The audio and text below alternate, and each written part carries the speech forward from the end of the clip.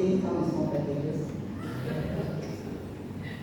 Well, I bring you greetings from Seminary Theology Malaysia in Sulaiman. Our group actually arrived on Friday evening, late evening, and we started with Friday we didn't do anything. We didn't do anything. On Friday we were at Yagaman's church. We were at the Independent Church, which is the standing church of one of our members, and it was a family church, and we had a lot of fun. Although we don't understand the language, but the worship there was fantastic. And yesterday morning, actually came and joined us, and the youth enjoyed his testimony. Yeah, a short person like me only. Yeah, you know that short people always very fun. Okay, today I like to break tradition. I know that Ashton Edward is a very traditional person. Pure blooded Anglican. So he would have expected me to preach from the lectionary. But I'm not doing that. Sorry, sir. But today I'm going to share something related to the passage and Ms. Monica. He did it. Yeah. And it's going to be a pretty long passage. I will not be reading it. But it's from 1 Samuel chapter 17. A passage that all of us are familiar with because it's about David and Goliath. Yeah. How David came at that time, he was just very small, very young, and he fought against Goliath. And he won. Because God was with him. Yeah. I want to screen a short video clip for you. And this video clip is actually on our recent mission trip. As Ashton mentioned, I'm actually, my primary duty is lecturing in the Bahasa Malaysia stream. Yeah, so my team are all from the DM group, and the video is going to be in Bahasa. Yeah. And I invite you to witness one of the ministries of STM. Yeah. Brother.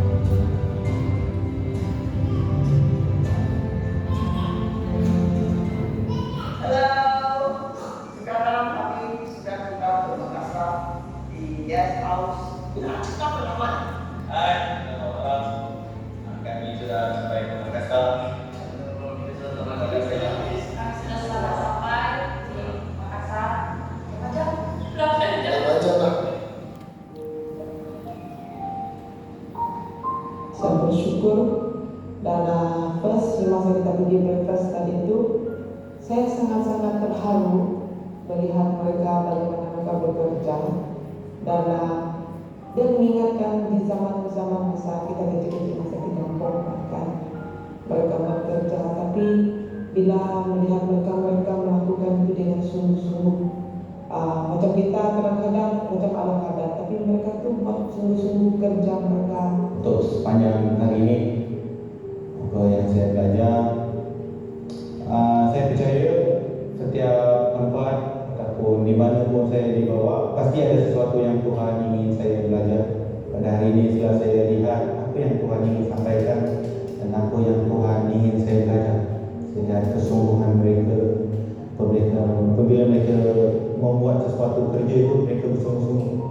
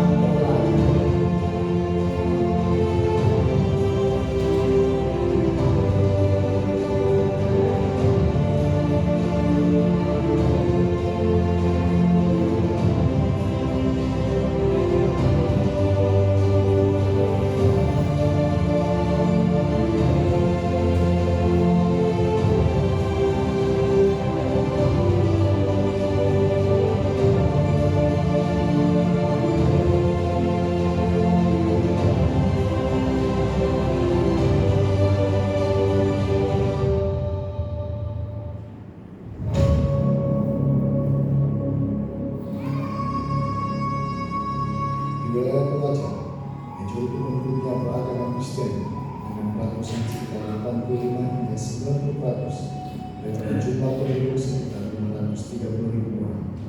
Suku Toraja yang beragama Kristen telah menggabungkan banyak unsur budaya dan tradisi mereka di dalam praktik keagamaan. Ini mewujudkan satu bentuk kekristenan yang unik di rantau ini.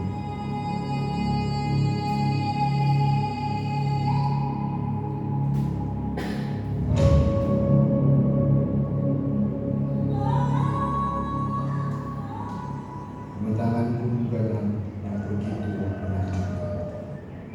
Selamat pagi Toraja, good morning SD.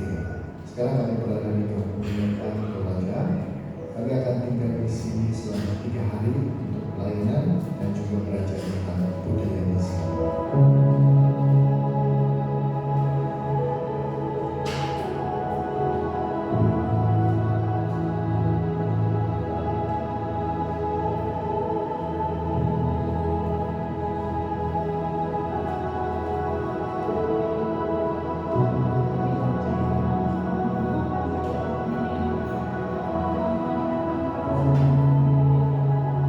Kami diberkati dengan sambutan dan pelayanan mereka kepada kami.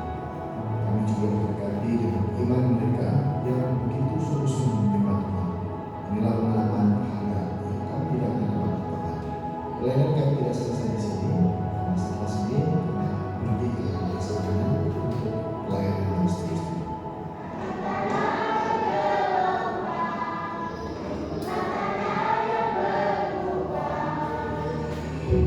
Sekarang kita kepada kita semua malam ini tentang ilmu keselamatan dan lahir baru. Saya secara pribadi saya telah mengalami pertemuan secara pribadi dengan Yesus. Saya masih ingat kelahiran saya. Firman Tuhan berkata, karena itu pergilah, jadikanlah semua bangsa murid dan baptislah mereka dalam nama Bapa, Anak dan Roh Kudus, dan ajarlah mereka melakukan segala sesuatu yang telah kuperintahkan kepadamu, dan ketahuilah aku menyertai kamu senantiasa sampai pada akhir zaman.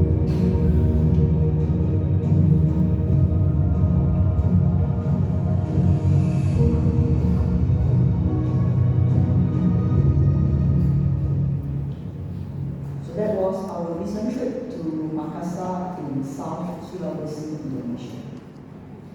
I showed this video because the church that we were assisting, that the church that was hosting us there, it's just like you.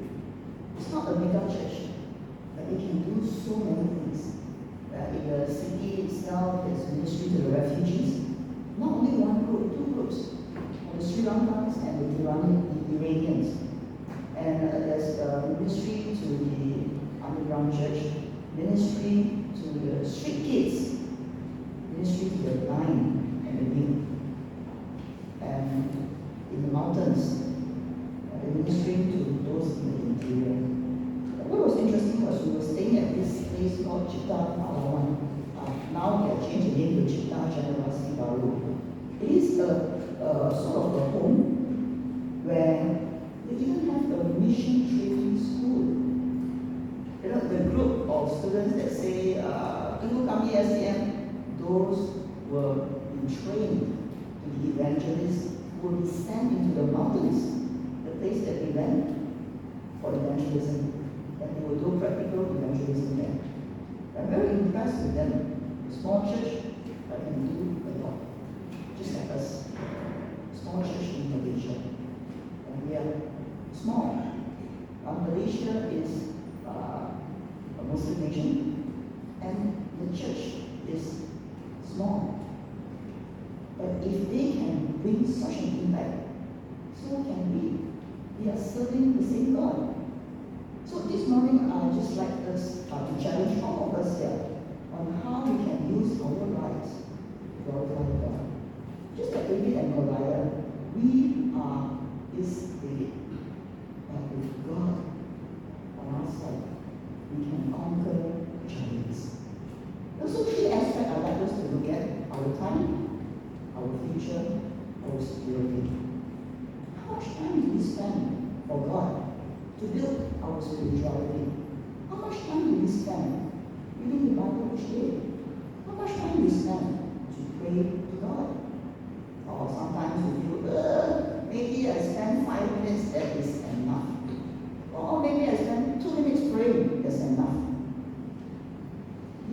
what deserve our leftovers? If we come to declare, God, you are great, why do we give him the leftovers? Then shouldn't he be given the priority in everything? So how do we manage our time? Priority should be God and God alone. Now I know some of us that we have been working hard to build a future according to ourselves. Right? So we invest our time to build our career. Right? We spend so much time that we don't have enough time to come to church. We don't have time to serve in any church capacity. We don't have time to read the Bible and come back from work at night, drop on the bed and that's it. We forgot to thank God. We forgot to pray to God. We forgot to read His Word. You know, once upon a time, I was like many of you who were chasing a career, wanting to climb up the corporate ladder. That's what young people do. And actually, I'm not that old, I'm still pretty young, you know. So, you want to climb up the ladder after you graduate from college, after you come up from university. Why have a university degree that's going to take me up the corporate ladder? You know, I was working in Sony Electronics, you know, that time in Pride, where Archdeacon Edward John was serving the St. Mark's Church up here. Very near that in Pride. I was in Sony Electronics at that time. Oh, that was a huge corporation, a huge multinational. Everyone wanted to work there. Job security, Japanese study, so I was there. I was in the purchasing department. Yeah, and I remember that time, the pay was so good.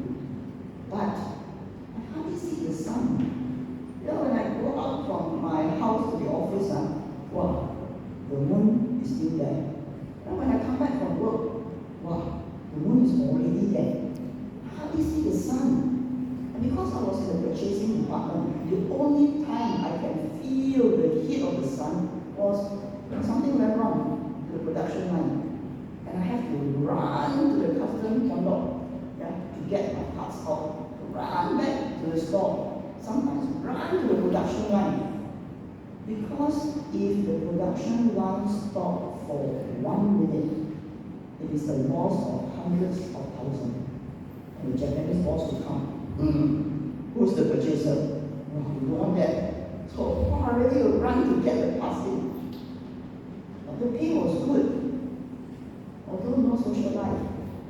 And one day I have a friend, a colleague, in the purchasing department also. I look at her, she relaxed and so she shared with me. In church, she was challenged. She was challenged to give God first. And at that time she was saying, wait, I can hardly make ends meet. Give 10% to God. It's a lot of money, you know. The preacher was sharing, if you give more than 10%, how you view God and give to the level of your faith. How But one day she decided, why not give it a try? And then she shared with me. That month, when she decided to give tithing to God, even more than 10%, she discovered, oh my goodness, everything went so smoothly, even got leftover to save the land. And work was so smooth, she can go back early to attend church service that night. But when she shared that with me, I was so impressed. And I want to give it a try. And you know what? Today I can share with you, God is real. If you really seek Him, you will be convinced forever He is the living God. And I'm always very impressed with this challenge in Malachi chapter 3, where it says here, bring the whole tithe into the storehouse, and there may be food in my house. Test me in this, says the Lord Almighty, and see if I will not throw open the floodgates of heaven and pour out so much blessing that there will not be room enough to store it. The question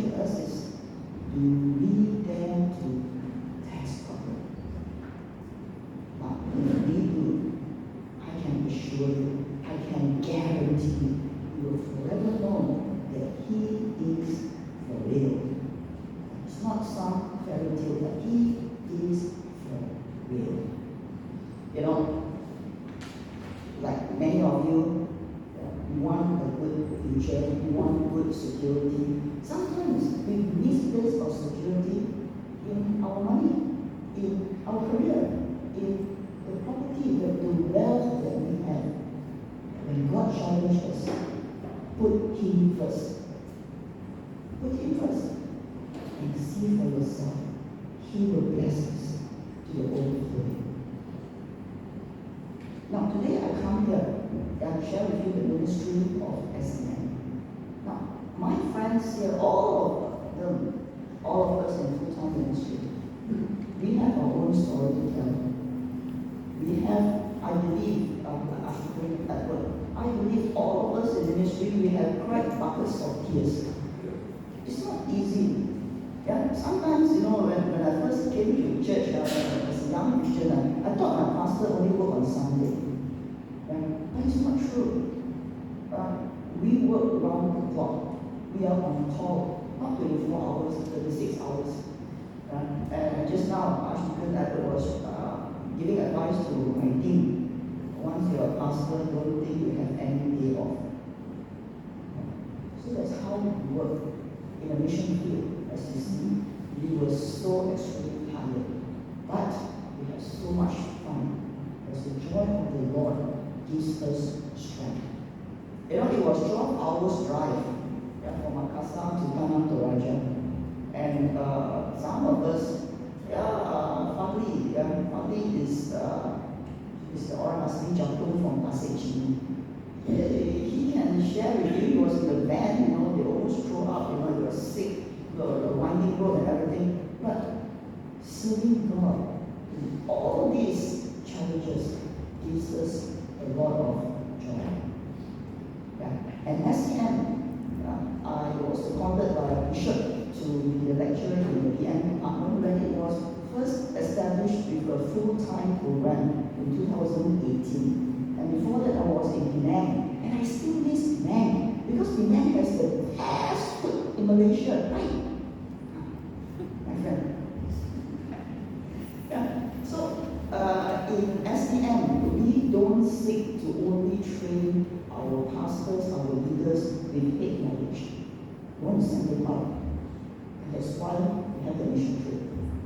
We send them out so that they can have a wider exposure of ministry beyond Malaysia. The children's home there, one part of it is a mission training school. And the mission training school, 6 months they study in classroom, 6 months they were thrown to the mission field. And in the facility, you will notice that they were preparing to farm. They were taught farming skills because up in the mountains, they don't have Speed Mark 99. They don't have Aeon, they don't have Lotus. They farm their own food. So that's the mission training school there. Their curriculum is like this. And another part of the facility is the children's home, where children from the interior were sent by their parents to stay in that facility so that they can have access to urban formal schooling. How privileged. Yesterday there's so many children in our midst for the children and the youth service. So privileged that they can come here with their parents. Over there, their children as young as 4 or 5 years old on their own. Because their parents want them a good education, send them to the city. Today, even my team here, we are a mixture of several, from several backgrounds. So I'd like to introduce, this is Nathan. Nathan is from the Methodist Church.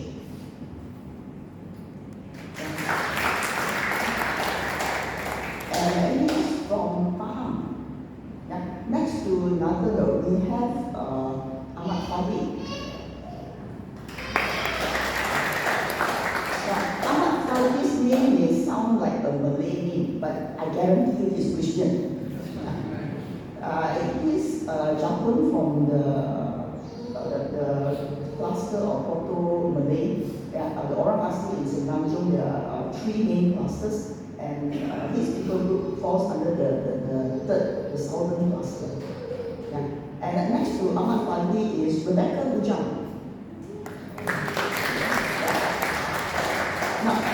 She's only her name is Ujang now because she's married already now. And Rebecca is from, she's Lucky Dilan from Rio.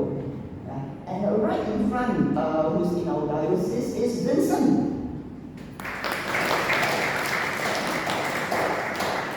Vincent is Rumus from Sabah. Pretty much at the tip of Sabah, where you can actually go there. There's a tourist spot, the tip of Borneo.